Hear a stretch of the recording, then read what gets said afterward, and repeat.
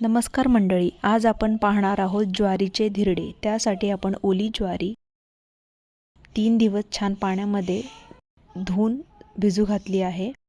आपल्याला आता घाटा शिजवायचा आहे। घाटा शिजवण्यासाठी मेथी दाणे आपण थोडे भिजू घातलेले अर्धी वाटी।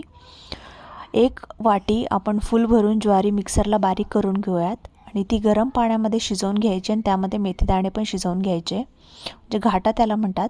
त्यानंतर सगळी ज्वारी घेऊन थोडासा घाटा घेऊन आपण हे बॅटर एक छान असं बनवून घेणार आहोत। स्मूथ असं बॅटर बनवून झाल्यानंतर आपण डोसे करायला घेणार आहोत।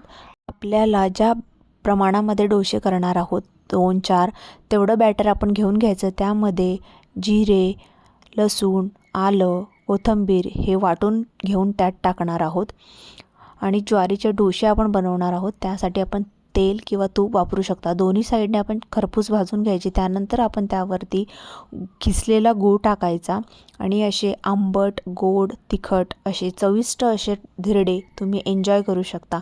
खानदेशामध्ये ही एक पारंपरिक पद्धत आहे। तुम्ही एकदा नक्की ट्राय करून मला तुमची कमेंट कळवा। भेटूया एकदा नवीन व्हिडिओमध्ये। तोपर्यंत थँक्यू।